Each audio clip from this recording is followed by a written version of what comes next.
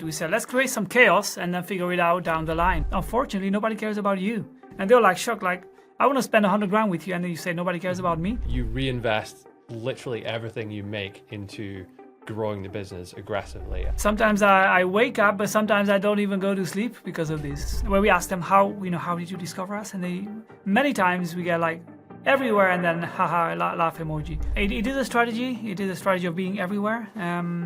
But sometimes it's too much. I know this one's going to be controversial.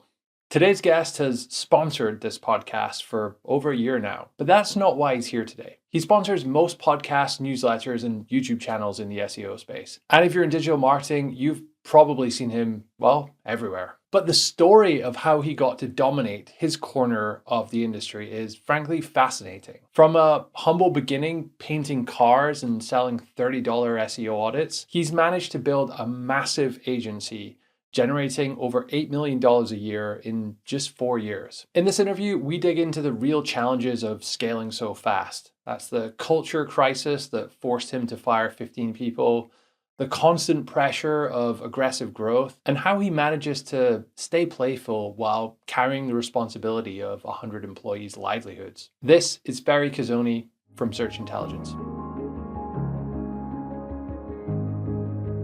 Now, your agency, Search Intelligence, has grown to, I think, nearly 100 staff in just 3 or 4 years, which is super impressive. You're also in the high 7-figure revenue range now as well. You've built links for clients on publications like The Guardian, New York Times, and basically every tier 1 publication that there is. But this kind of aggressive growth can sometimes be difficult and risky for a business. What made you think that you could handle being at the top of such a business? Well, I didn't really think we can handle it. We said, let's create some chaos and then figure it out down the line, right? That was my approach. And I even said to the team, okay, let's create some chaos. Let's create a product, a service, and then we'll figure out, how to solve the chaos down the line. And that's how we've done it. We just said, let's do no contracts, which is extremely risky, right? Like having the clients being not obligated to renew, and it's a high ticket service, which means we hire lots of people to deliver the work. But if the client doesn't renew, we have to pay the wages. But then, if the client is not going to renew, we'll have a gap there. But we said, let's do this and let's see how it works.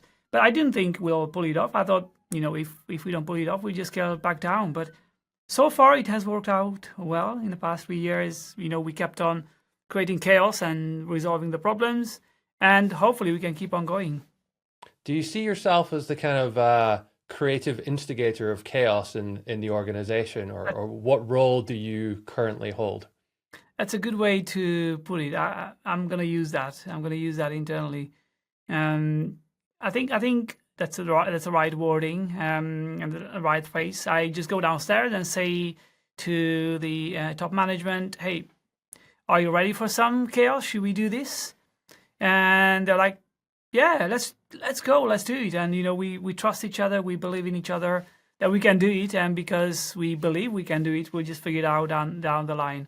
I've heard a lot of fast-moving or very fast-growing companies talk about that kind of chaotic influence from the top. I forget the guy's name, but I think it's Ben something, the guy that runs Gymshark. Yes. He has a YouTube channel. He talks about going into departments and just being this kind of whirlwind of chaos and shaking everything up, and then his team come along and kind of do or make the changes that he wants, and then eventually things get better and stabilize. But is it a similar experience inside Search Intelligence? Yes, I think that's exactly how it is. But also, I think I'm looking at ourselves as I want to be like Tesla, right? I want to be like, let's create something that nobody has created before, and then figure out how to deliver full self-driving capabilities into an electric car like nothing else, like no other company. And it's chaos and it's still not there, but it's still better than anything else, right? So that's how we are also going. Like, let's set big goals in terms of products or services that we launch, and let's build it up. Let's build it up, and let's use technology to help us, build this service and make sure the chaos is there's less chaos. It can be quite risky though, having, how many people have you got right now working for you? We around 90 people now. 90. Yeah. That's like a pretty sizable team, and they're all depending on you. I've heard you talk previously sometimes about almost missing payroll and kind of some cash management issues, certainly in the early days. Do you ever wake up and think just like, what have I done here building this behemoth? Sometimes I wake up, but sometimes I don't even go to sleep because of this. So, right, it is still a very aggressive, very thin margin operation, and sometimes we go down to zero at the end of the month. And I admit that, I'm always transparent with this. We are still in that in that crazy phase where, yeah, we are very thin with the margins. I think last year we paid, I think we made like 5.4 million, and we paid close to 4 million in wages, or I'm not sure whether more than 4 million in wages. I would have to check it in our accounting, but it's a massive, it's a massive expense, which we are happy to do because the team is great, and they make it possible to deliver the campaigns and to create this product. So yeah, it's still risky. We're still not over the line, but yeah, that's our modus operandi, as one would say. That's interesting. And I want to get back to the finances and the numbers a little bit later, but can we start actually by talking about the moment you started to go all in digital PR? Because you were kind of involved in SEO and link building and had some other projects before that. Why did you decide to go into digital PR and start this agency? I was always a link builder at heart. I loved link building. I built satellite websites for my tax calculator back in the mid 2010s. I had 8 tax calculator websites that were linking back to one tax calculator website, and then I paid bloggers, guest blogs, initiatives, and forums. So I was a link builder at heart. Was that a profitable business? Were you kind of making a lot of money from that? Or? Not a lot, but I did make some. Maybe a wage. Maybe I made a normal wage. Not a minimum wage, but like an average wage. Of course, it was up and down because it was depending on Google's traffic, but it did, make some extra money. I didn't make a lot of money, but it helped me learn a lot, and it helped me, learn how to build websites, how to, do guest blogs, how to, the effects of links and the effects of, even changing the user interface on a website, how it went up. It helped like Google, appreciate the website better, right? So it was a lesson more than a business for me at that time. And then in 2020, the business was kind of, with the pandemic. It was me and one other person, Robbie, who's still with us. We are still, doing like guest blogs and building websites. And in 2021, I've seen, these great agencies coming up like, Rise 7 and Digital Loft and Reboot Online, all of these. Even now I look up at them, they are great. And I was like, this is so amazing. We have to figure out how to do this, but do this at scale. I think digital PR is great, but when you do it at scale, that's where, things start breaking, when systems start breaking and processes start breaking. So I said, we have to leverage technology to figure out this service. So in 2021, I said, I'm going to go all in, and we're going to invest all the money, all the resources, all the profits are going to go back into developing a product. So in 2021 was the year when we said we're going to stop doing anything else but digital PR. So we emailed our clients, say, it was so great to be working with you, but just let you know, with you, in the next 6 months, we will scale down this service. So, you'll have to, we'll have to find somebody else who writes the content and who builds the guest blogs and who does the technical SEO. And we'll only do digital PR. We'll be a one service agency. And everyone was happy. And we were like, yeah, thank you for, the notice. And they actually stayed on for digital PR. And then they found some, technical SEO people, and they found some content creators, like content writers, and they stayed on for, keep on. Some of them even doubled down on digital PR. So yeah, 2021, the long answer to the short question. How do you see yourself in comparison to those other agencies in the digital PR industry? I think we are all on the same journey. I think we are all, trying to build great products and deliver great services. And I have the utmost respect for all of them. genuinely. Like I'm competitive. Like I wanna outprice everyone. I wanna be better than anyone else. But I think eventually we are all on the same journey, and they have a great service, like amazing service. I've seen some of their campaigns and they are amazing. And I'm like, maybe we can do those big asset based campaigns that they do. So I think everyone is good at what they do, like specifically. So I have I always look up at them. Even now, I look at some of the campaigns, and I think they're great. It's an interesting kind of segment of the market that you're taking. You said there that your goal was to outprice some of your big competitors, but also you talked a lot about automation and process as a way to gain efficiencies. Do you see search intelligence as kind of like becoming a bit of a production line factory version of digital PR? And was it inherently something that was difficult to, because it's quite a creative process, right? It is. We want to be the production line, but not the production line that still produces quality, because that's the thing. You can do the production line for any service, but maintain the quality of service, maintain the quality of like the final outcome. That's the most difficult part. So there are processes that you can adopt to productize, or like to create a production line for any service, but making sure that the service is not going to break in the meantime, that's the challenge, and that's why we are using software. I think I told you at the beginning of this before we joined the meeting, like we invested over £1 million now into in the past 4 years into our own enterprise level software in-house. And when people see us getting those links, and we still use Roxhill to find journalists, we still use we don't have a media database, but for process management and operations, we could not live without this software. We could not you could not run hundreds of campaigns simultaneously if you don't have a software. You could not have the production line that we have now without a bespoke software. So I think that was a game changer for us when we said we're going to invest into our own digital transformation project in-house.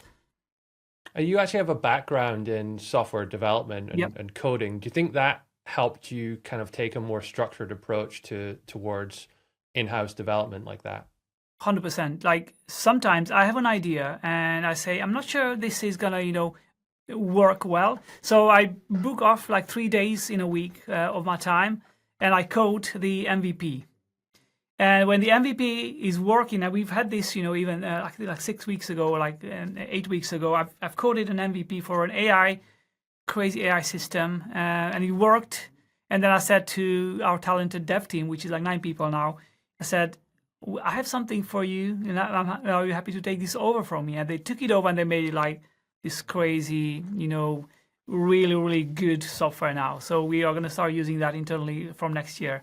But it helps. It helps to have a software development mindset, because we always, think of problems and how can we solve them, right? So when I hear, Molly or Maddie or anyone downstairs complaining about, oh, we have this problem and we don't know how to do this, I'm like, okay, let's get software in. Let's get the software team, in a call and see how they can solve it. Can you give us some insights into what types of solutions you've built then? Yeah, so all of our processes, from the invoice payment until the links are reported and delivered, everything is handled by our software. So the client pays the invoice, automatically they get logged in to their own client dashboard. They will have the onboarding form, no human interaction. Onboarding form with some really good questions. We explain on the onboarding form exactly what they'll get, exactly how it will be. They complete the onboarding form. The managers get instantly notified saying, an onboarding form has been completed. A campaign box is available in the system to be assigned to a team member. Then the managers drag the campaign to a name in our system. They drop it. When they drop the box, the executive gets notified, say a new campaign has been assigned to you. You have 1 week or 2 weeks to come up with the ideas. And then we have a structured format of how many ideas they need. They need to do for every campaign. And then once they have the ideas, they say submit for approval. The ideas are being sent to the manager. The manager approves it. If the client has to approve it as well, the client gets a notification saying, we have some ideas for you. Would you like to take a look? And please approve them all. And the client approves it. Then it comes back. So it's everything is like a proper production line. Like Have you started using AI in any of the kind of creative processes here? We have not officially introduced AI into the system, but I've started using AI to experiment, even just outlining, some ideas. And I mean, we have this ideation tool, which, we have that in the system, but I'm not sure how many people are using it. Maybe they are using it, but it's not like an official part of the process. It's just, we built, this ideation tool, and you can click on it. It takes the client's URL and the client preferences, and it brings back a few ideas, but we have not started using that like officially as part of the strict process that we have. And did you start by building like your agency in 2021 by building these tools, or was it just kind of a bit chaotic in the beginning and then you came and tidied up later? It was chaotic. We had lots of spreadsheets all over the place. We tried Monday.com. We tried we still use Notion, but we want to navigate away from Notion. We have like the main table. I think we have like 40,000 something or 50,000 placements, which is so slow. So now we are building our own Notion internally. So we'll have our own. I think we are nearly there. So our own Notion as part of the workflow software that we have. But it was chaotic. It was like spreadsheets everywhere. We didn't know. And we were a smaller team. We were like, 20 people back then, or like even less. And it was still, becoming chaotic. And we said, we need to push all the money back into software. We need to solve this problem. A lot changes when you have a team sort of over 30, 40 people, and then, your revenue starts getting into the mid seven figures. It's a completely different responsibility for a CEO. What insights, mentality, or knowledge do you have now that you were missing in those early days that could have helped you grow faster in the beginning or start better? The most important thing was the way we have employed people. I think it was the most crucial, and the way we set KPIs and expectations from our team members. I think now everyone has, most of the team, like even now we are not perfect, but most of the team members have clear KPIs.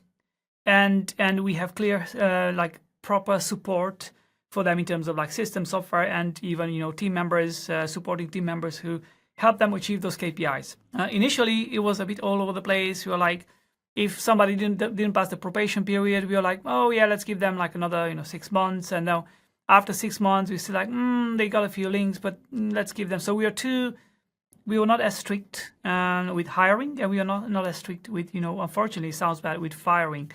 But I think in the past year, we have become really strict. And now, if a team member doesn't pass the probation, that we very, very rarely we would say, okay, let's give them, some extra time. Only if we see that, the person is really talented, we give them some extra, 1 or 2 more months. But very rarely. We actually had a case just now, and we actually gave the person an extra, I think, 2 months, because I think she will smash it.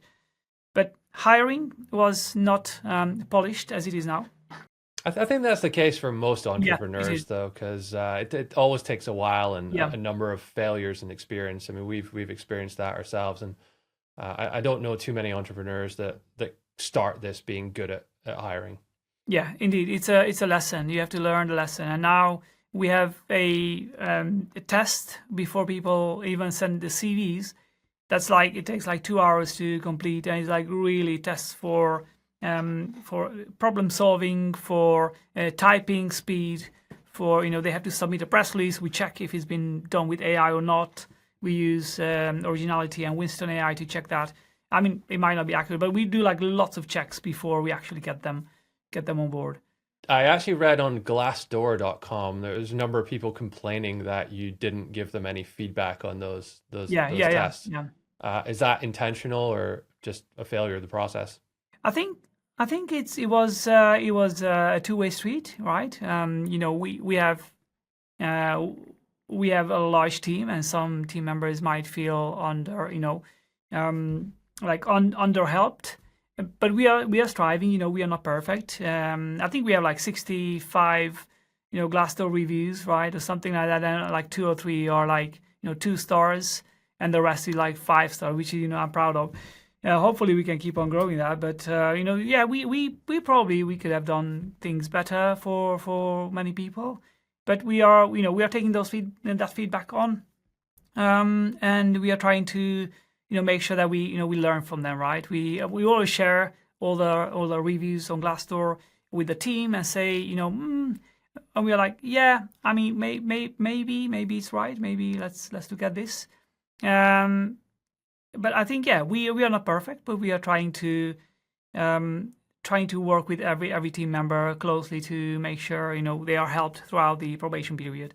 Reminds me of the Mark Zuckerberg quote: "Move fast and break things." Yeah, 100%. I mean, you can move slow, but then that's not exciting for us. I mean, for me, and I think for the management, we want to move fast. We want to set crazy goals, and then hopefully the whole team. I think that the team is resonating. I think that most of the team members are resonating with us, and hopefully we can improve.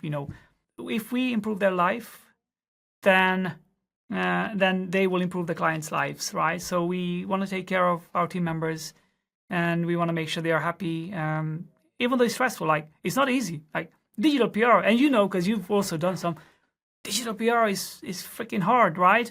It's really hard. Like, it's not like, oh, I'm gonna get in touch with 3 mom bloggers and we'll pay them £100 and they place the link. Like, sometimes you have a good story, you push it out and nothing happens, and we are then depressed and we are sad, right? Hopefully we can learn from those reviews on Glassdoor, and I welcome any critical feedback or anytime. Yeah. So I want to talk about your company culture and some issues you've had along the way in just a sec, but this would normally be the case where I introduce the sponsor of the episode, which in a weird way is you today. So I want to ask if it's possible. Sorry to put you on the spot. No. Would you mind doing this live for the episode today? You're putting me on the spot, right? Okay. Let's try. Let's do it, right? Let's do it. Today's episode is sponsored by Search Intelligence, which is a digital PR agency, of course. So we have just launched a new subscription service for digital PR, which is £900 a month. So you pay a monthly subscription, and we get you, for £900, you get 5 links in 3 months. For £1,800 per month, you'll get 10 links in 3 months. And for £2,900, you'll get 20 links in 3 months. We will launch unlimited stories to hit the KPIs. And we'll just get you the links no matter what. We'll keep on pitching until we get you the links, and you can cancel after 3 months. So that's the new service. It's not a big difference in price per campaign. Only we just split the payments in monthly schedules, so that your clients, if you're an SEO agency, can afford it to go on like a monthly payments. And that was the goal, because we had people who said, oh, can we pay in monthly schedules? And no, we don't have that model, but we have launched that model, so this is available. Thank you very much, and I hope you enjoy this sponsorship spot by the sponsor himself. And thanks, Fery, for sponsoring this episode. I heard once you had, is it 100 or 200 domain names in your domain account? You seem to be hogging quite a lot of them. I've got 1,000 domains. The 200 ones were only the ones that contain digital PR in the domain name, or something like that. PR in the domain name. Do you just get sort of creative ideas every now and then and think, I'll buy that and use it later, perhaps? I'm a mess with domain names. Luckily my wife doesn't see the GoDaddy account, because I buy I have an idea, and I just buy not just one domain. I buy, if I buy this, then I have to buy the .net as well. And I have to buy the .it as well, or I have to buy the .dev as well. So I buy like 20 domains for one idea, and I'm too. Yeah, I need some control there. I need some, maybe rehab. Any domain, addiction rehab centers. I'm going to take them. It's an interesting business model. We actually kind of fell foul of this once. A lot of people used to refer to, or sometimes refer to, authority hacker as authority hackers, plural. Yes. And we never bought the domain authority hackers. So some Russian dude bought it and then put some fake site that looked like authority hacker, like copied all our images, everything, but then redirected all the links to the buy links to his own product. That's crazy. So we had to kind of fight for that. But that was kind of quite an eye-opening experience for us. Like, but as you said, buy the .net, if you have individual product names, buy those as well, buy the plural. You have a hyphen in your domain name, your main domain name Yeah, actually. yeah, I should Is that go, and I think we tried to buy it, and they asked for like a big sum. I think they know us, and they're like, okay, it's fine. No, we don't care.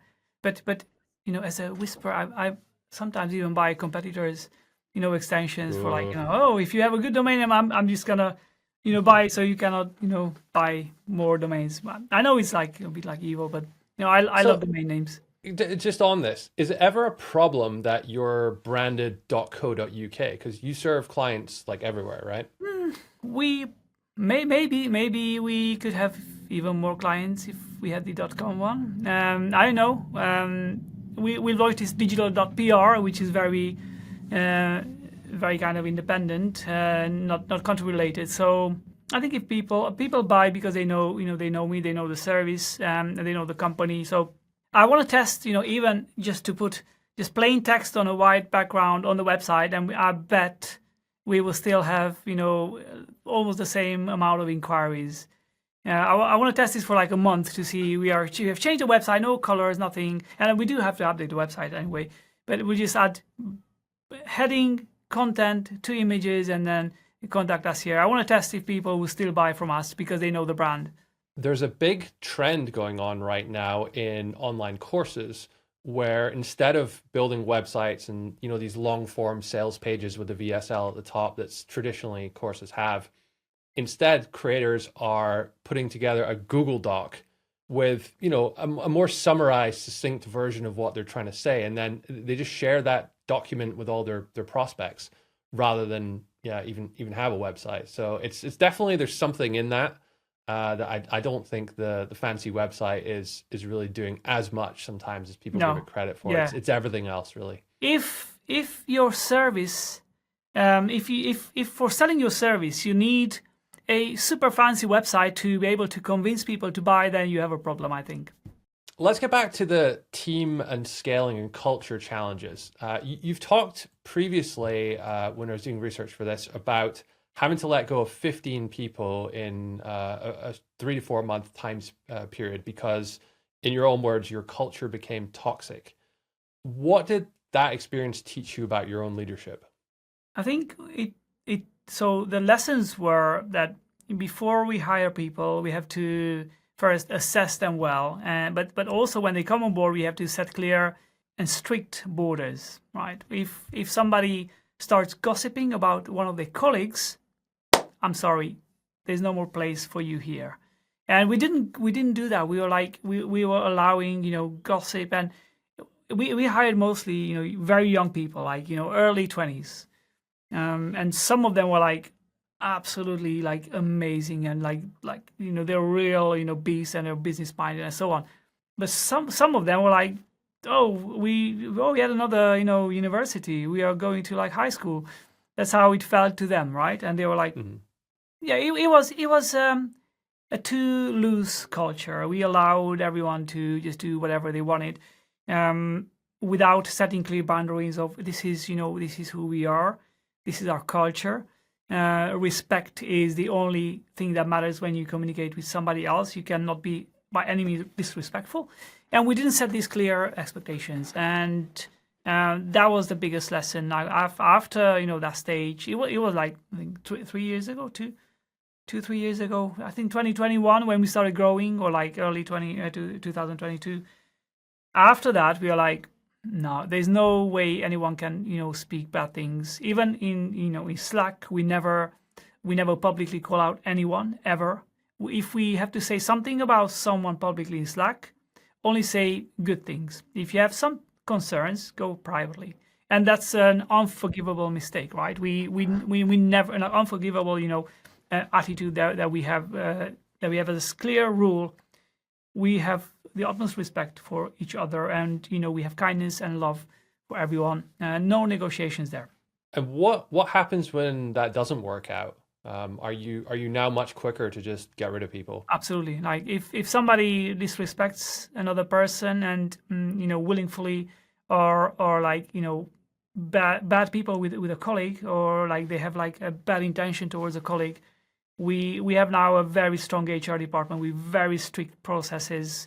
We even pay for Croner. There is a service called Croner We pay like £500 a month, and they have like lots of lawyers, lots of like a large team of HR professionals who advise us on everything. So if somebody's toxic or like we like evil with a colleague, we call them in a meeting and we say, you have broken the rules, so you cannot do this, and this was a non-negotiable thing.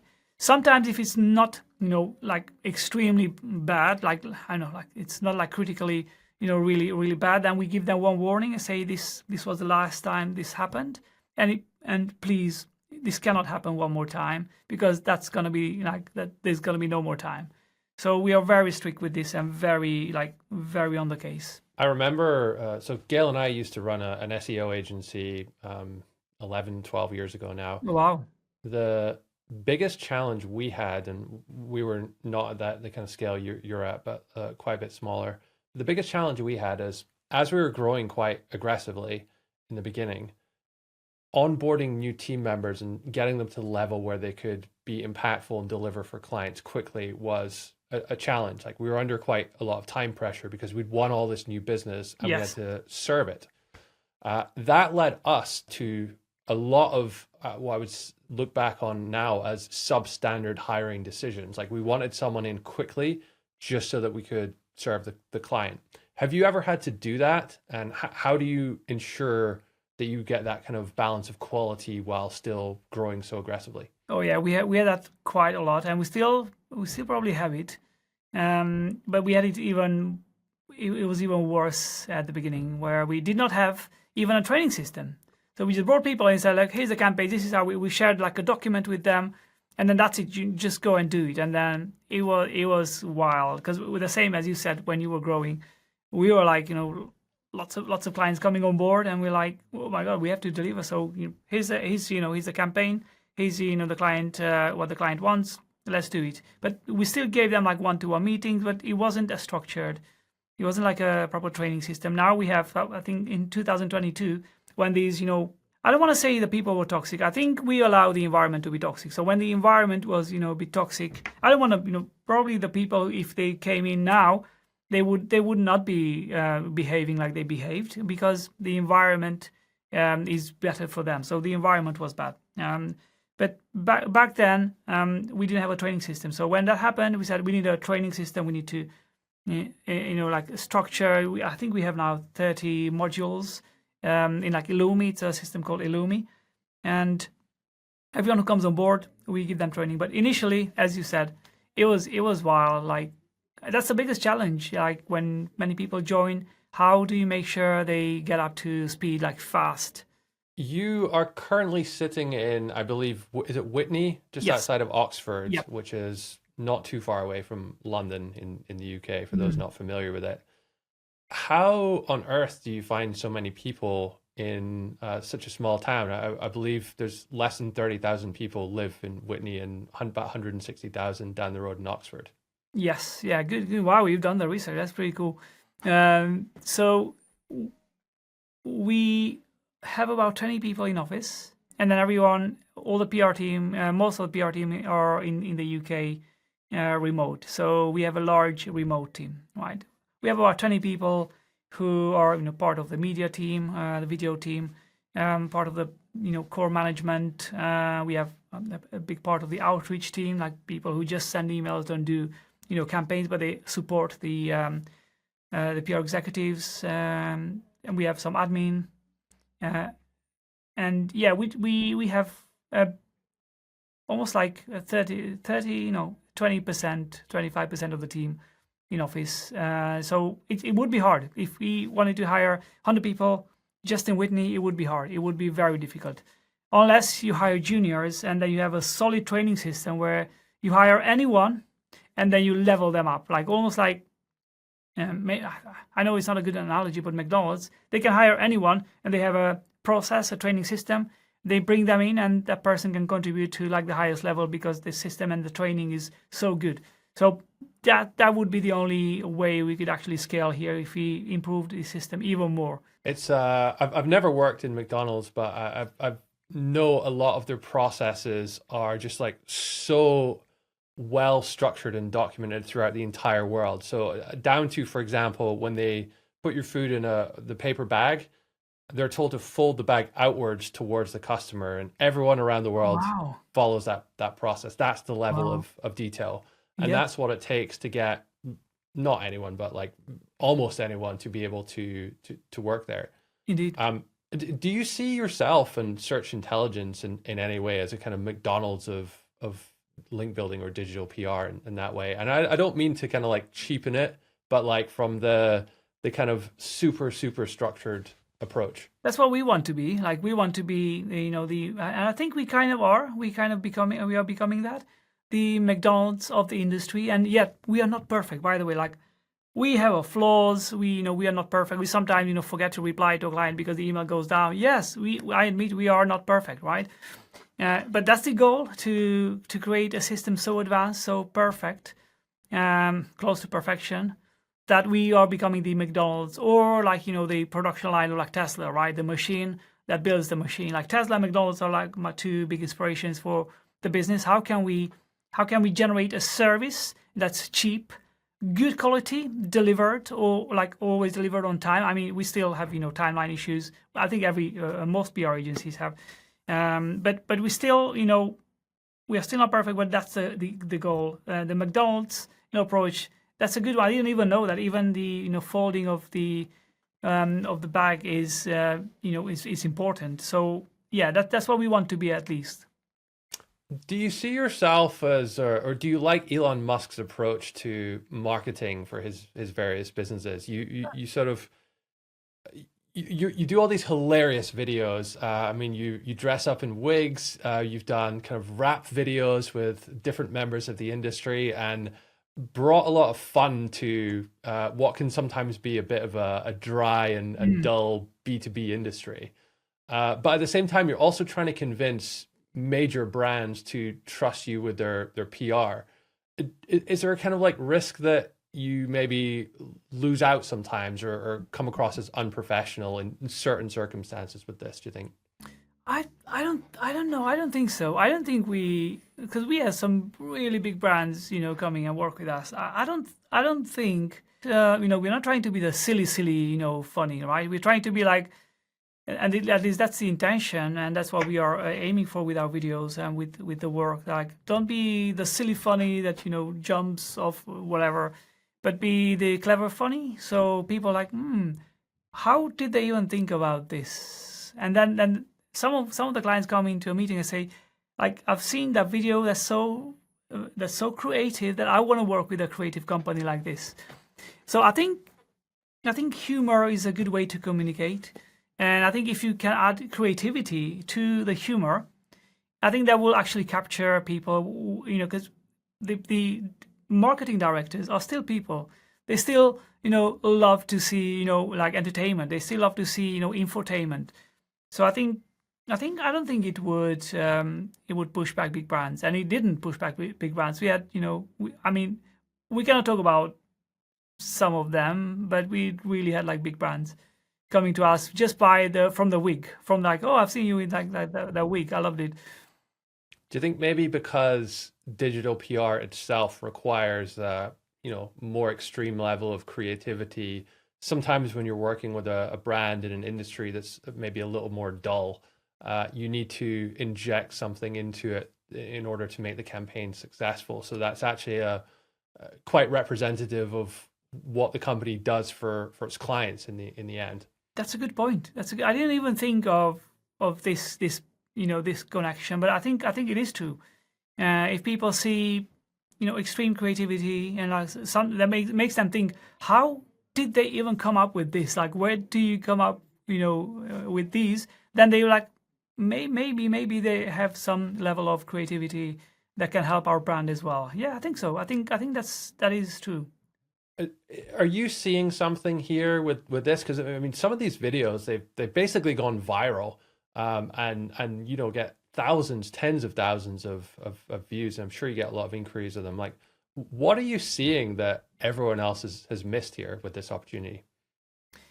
I think just creating genuine. Nobody's created high level, even VFX driven, humorous videos in the industry. I don't think there's been consistent, humor-driven marketing in this industry. I think that's where we cracked it. That's where we see something like humor, and we integrate a case study throughout the humor, which is double. It's like double the value, right? You create entertainment, but also like, oh wow, that's how they've done this, campaign. That's the email. I think that's where I've cracked it, where others have not integrated humor in their marketing, and we said let's just go humor first, and everything else will fall into place if people like the content, and it turned out well. It actually worked. Is this driven largely from you and your creativity, or are the rest of the team coming to you and saying, hey Fery, I think you should wear this wig and do this? Yeah, we have some team members downstairs where if something happens, even now with the Paddington movie, they suggested, I didn't have the time to do it, but I'll do it. They suggested to do like a Paddington parody where I sit and eat with Paddington, and then so we might do that in the next few weeks. But the team does suggest lots of ideas. Probably 70% come from me and 30% from the team, something like that. But sometimes I drive in the car and I have an idea. I stop, I put it in my notes, and then I go home, go to sleep, and I wake up at 4 o'clock. I add some extra paragraphs there, some extra, ideas, and then the next day I'm like, hey Ant, we have a project, and then we execute it, and then within 2 weeks it's out. So that's the usual process. Is it just? Are you just having fun with this genuinely, or is it really like core to your marketing strategy? Have you been quite deliberate about this? I think it's both. I think it's we are having fun. Like, we are having fun mostly when we see the footage and when we film. Usually filming such videos is very boring. It's not, because most of the time what you do, especially if you have like multiple sets, most of the time you just waiting for the sets to be rearranged. So I had this Bruce Lee video when I was fighting with Bruce Lee. So the team cut out Chuck Norris and they put me in. So we had probably like 20 something, almost 30 different scenes. So the lighting had to be changed, the angle of the lighting, and everything had to be rearranged many times. And it was just me waiting, messaging clients, like people on LinkedIn and so on, whilst the team was rearranging the lights and so on. But it's fun. I think it's super fun when you see it being put together. It's fun when you film it, when you're actually filming it.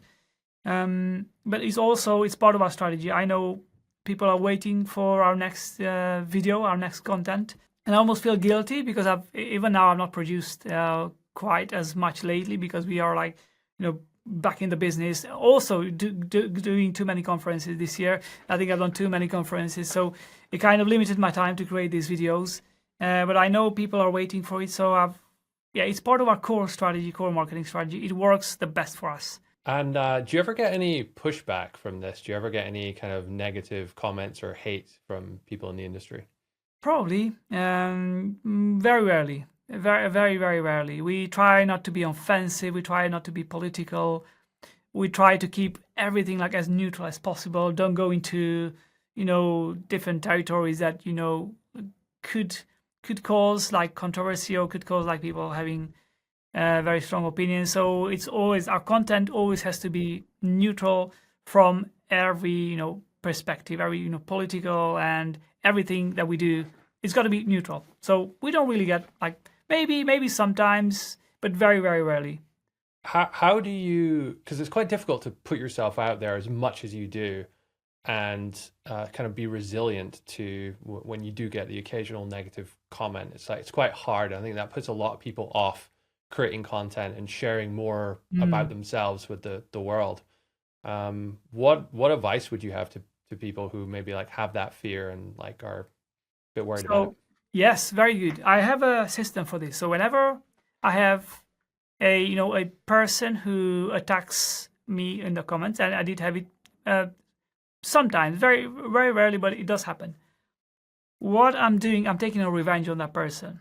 So okay, I will just chill, be polite and reply to him via the comments. It's fine. God bless you. But I say my next video, will have to be so valuable to the industry that that person will sit in the corner and cry of why, like his hate must turn into, either love or be upset because the next post is so valuable, so good that everyone in the industry loves it. Therefore, he has nothing else to say. So I'm taking my revenge with extreme value on my next post. So bring it on.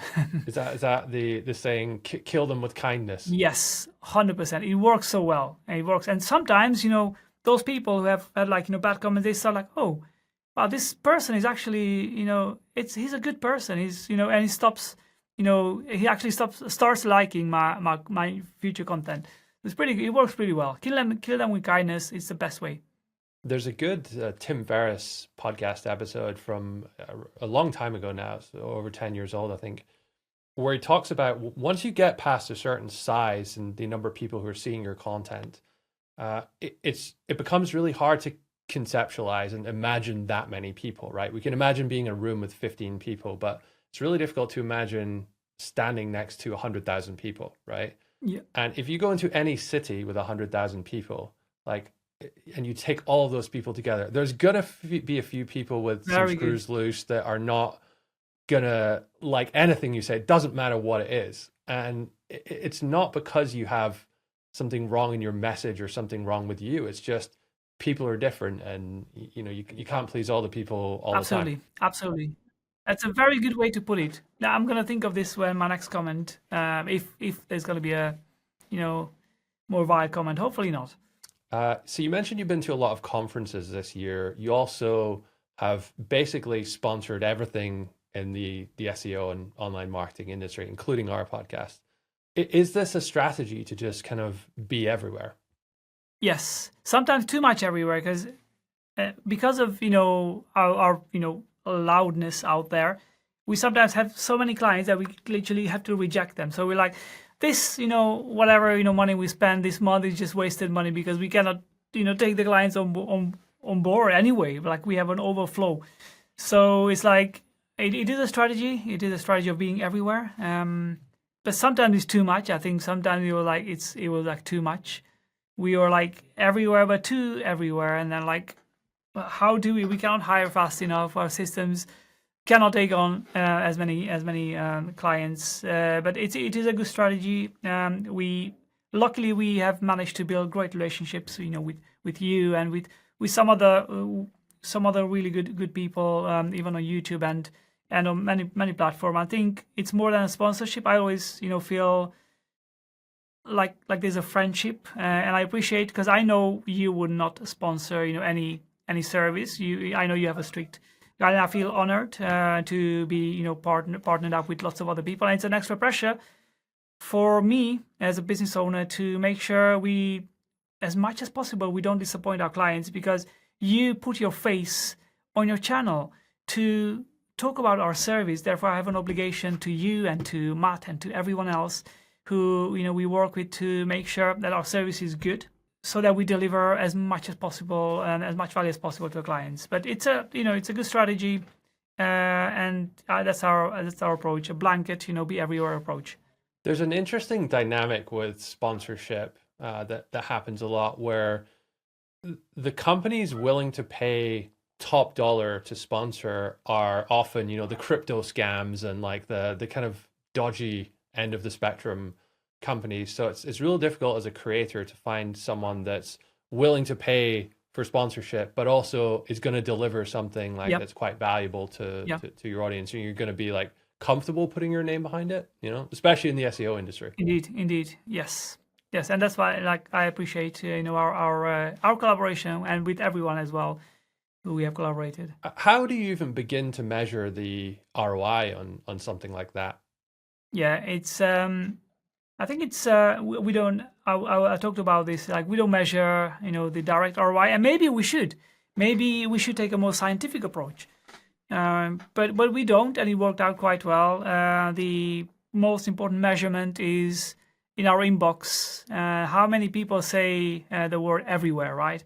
How many people have said, "Where did you find us?" Like everywhere. We have the question on the form on the website.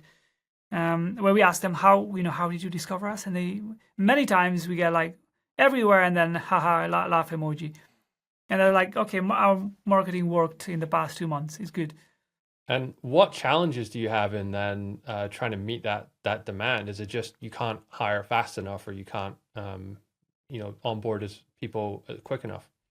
Yeah, I think there's many aspects that we should work on to deliver faster. And I think I was saying this earlier. We had a bug in our software that limited our open rates like very badly in the past many months, and we had to work double to deliver the same amount of links, which was like painful, and we didn't know where the problem is. And this week we have discovered the problem. Like everyone feels so relieved now. Like, okay, we are back to like extreme productivity now. There's many things we can do. Improve our system.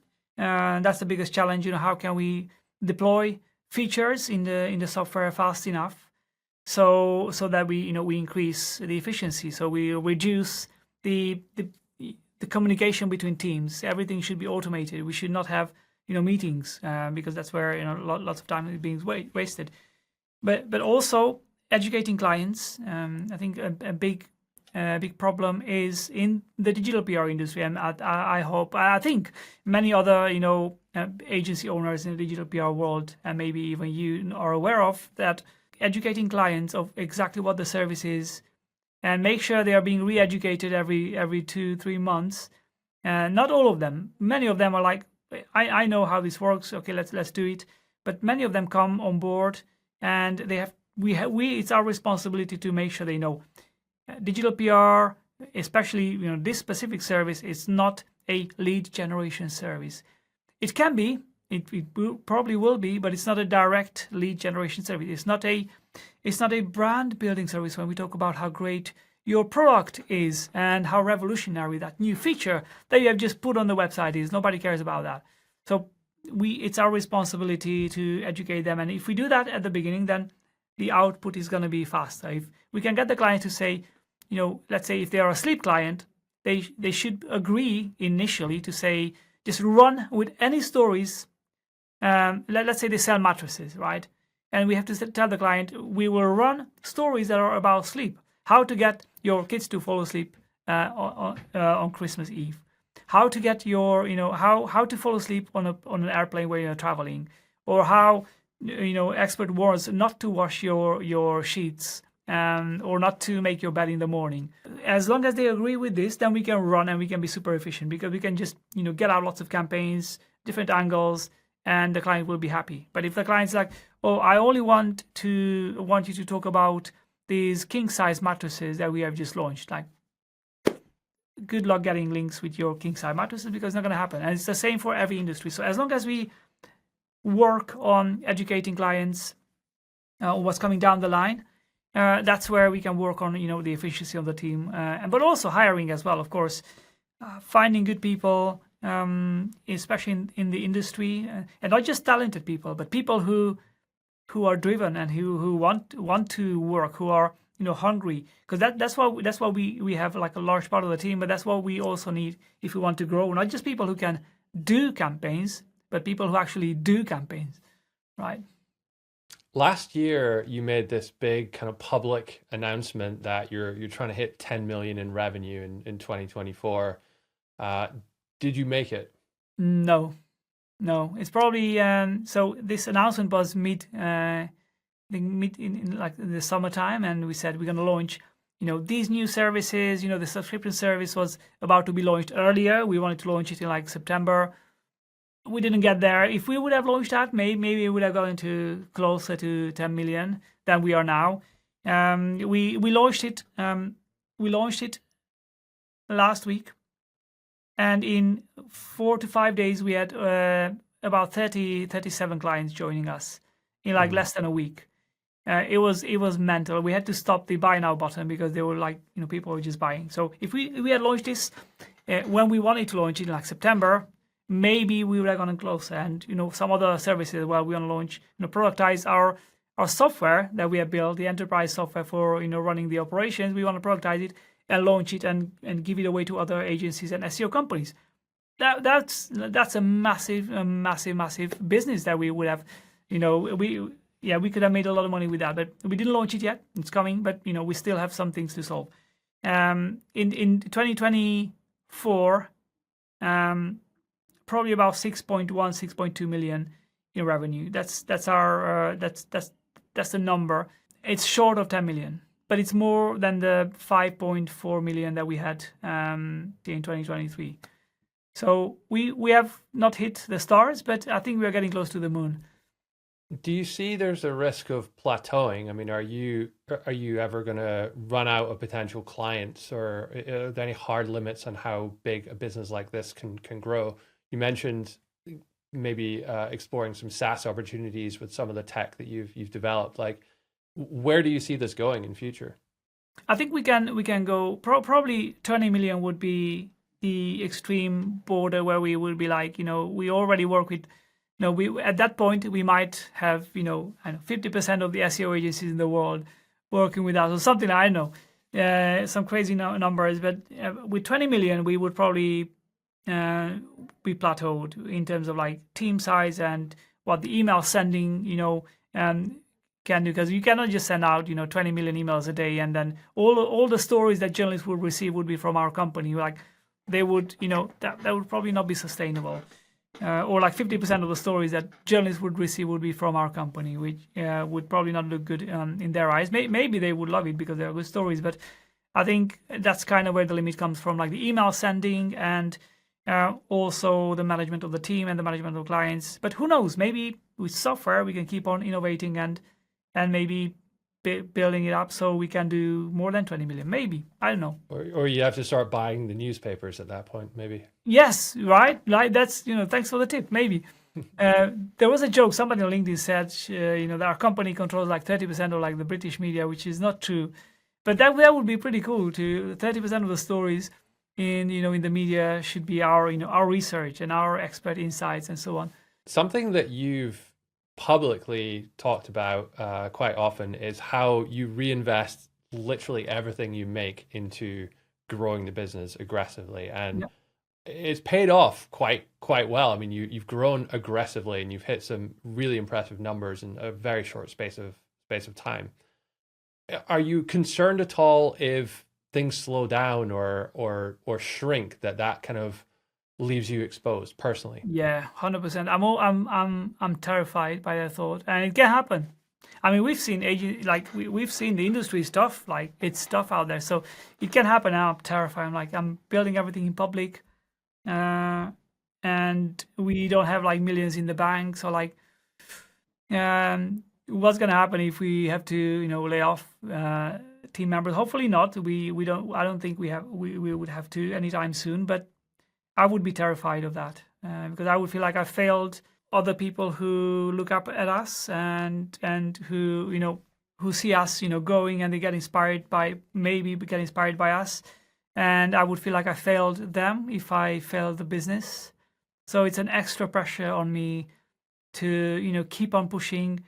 I'm gonna work until I have to, until I fall down, but I cannot disappoint other team members, right? I cannot disappoint our team members also. People who watch us in public and maybe get inspired by us. Are you not tempted though to take some money off the table and pay yourself a few dividends and have a healthy reserve in the bank? I did take some money in the past few years, so I do have some reserves, like as a personal money, and I can inject in the business if it's needed. But so I've done that already, but not as a large scale, not millions. But we will still have some emergency funds if things were to go wrong. There was a content agency in the UK called Make Lemonade, I think it was. Yes. That went bankrupt a couple years ago now, I think it was. They had about 150 people, and then the market changed when ChatGPT came out. Yeah, that wiped out a huge amount of their business. And what happened was that they weren't able to cut their costs fast enough, and they didn't take that action quick enough, and therefore just everything caught up with them, had cash flow issues, and then went into insolvency basically. It's so sad. When I've seen that news, I was like, oh my god. it's frightening when you see this, right? What if this will happen to me, right? We are always like it was sad. Yeah, I feel sorry for them, and but that model, ChatGPT disrupted that model, that model like crazy. Completely. Do you cope well with the pressure of this? Because knowing that there's almost 100 people essentially dependent on you to lead this thing is, does that keep you up at night? It does. It does. And sometimes my wife is like, "What's wrong with you? Like, just leave me alone. I need to think of solutions." Yeah, because and that's how I've been in the past 4 years. Always, grow, and then, we have so many people. We have 20 people now. What do we do? And we have 30 people now. Oh, we have 50 people. Oh, we have almost 100 people. What do we do? We cannot, let them down. So we have to always. I think it's not a bad thing that I'm worried, because it keeps me out of complacency. I think the biggest problem of any business is complacency, especially as you grow and people become complacent. Not just the CEO, which the CEO cannot be complacent ever. They cannot be like, "Oh, happy, relax. So I'm gonna take half of the week off every week because like we are good." Business killer. But also the team members, like, and how are the team members keeping up to always be on the edge? If people start becoming complacent at scale at the company, it's game over. It's done. There's this, it's called like the S curve of a company's growth, right? So they're trying a bunch of stuff in the beginning and trying to figure it out, and then eventually they hit some kind of product market fit, and revenue goes up, and they're in this high growth phase. Everything is great, but then eventually, through limits of the process, the industry, or something else, they'll kind of reach this plateau and become a mature company, and that is the point when it goes one of two ways, right? It either starts to they get complacent, as you said, and dip, or they just tear everything down, like break it apart, and then essentially like build a new business again within this business in order to like reignite that growth curve and take off in a slightly different trajectory to reach the kind of next level.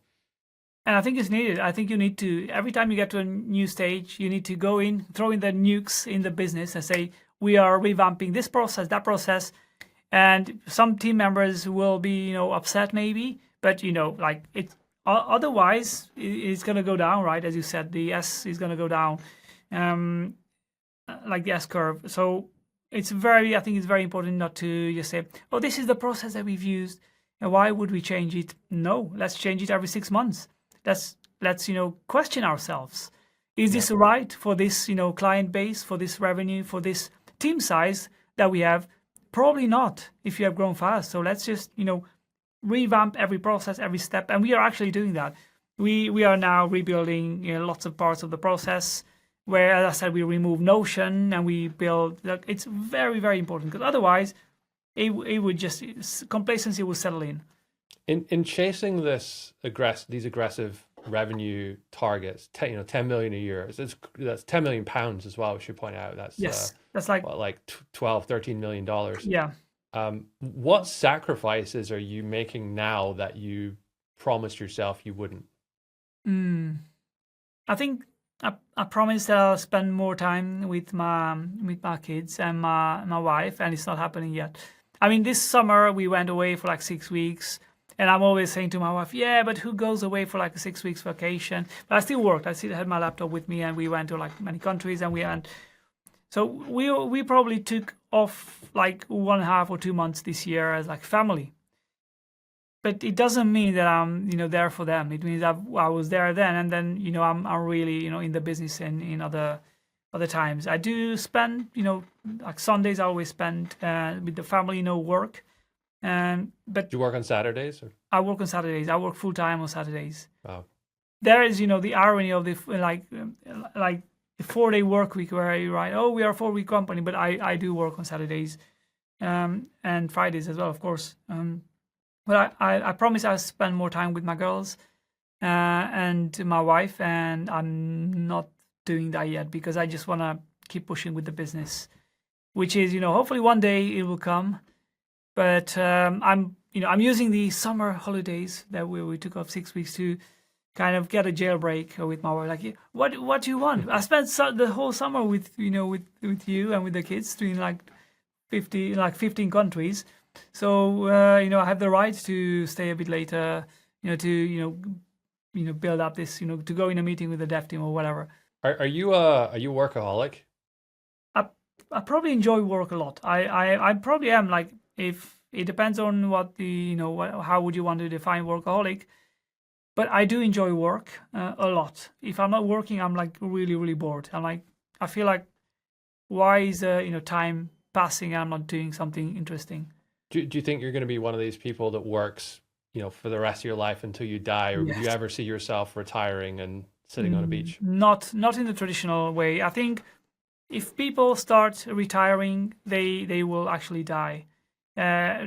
Something starts dying, in them. When people have a job and they retire, like, I don't know, 70 years old, you can see them going downhill. And it's not because they are like, I mean, maybe because they are old too, but most of the time it's because they lose the purpose of life. They lose that mission that got them every day, the problems that they have to solve. And I don't want to be that person. I want to be 70 years old and figuring out some things. I'm not sure what the times will bring back then, and how the world is going to be. Maybe robots are going to be everywhere, right? But I don't want to retire ever in the traditional way. You grew up in Romania, one of the poorest parts of Romania as well. How has that experience shaped how you think about money and business today? Yeah, it's really helped. I think it really helped me, because I've got nothing to lose compared to the childhood. I've got nothing to lose. I mean, I've been there, I've seen it, I've built it up, and I know, like, there's nothing to lose. I think, first of all, it helps me be very grateful. And when you're grateful, then I think good things start happening to you. So I'm grateful that we've managed to do what we did, starting from nothing, and I can give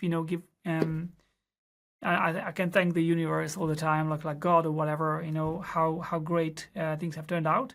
And it shows that whatever situation you are in, there's always a way out, right? It just gives you that lesson. And as a child, I had to go and do like paperwork for my mom, who was like not healthy, and I had to go to like the hospital to do paperwork for her at like 10 years old. So that helped.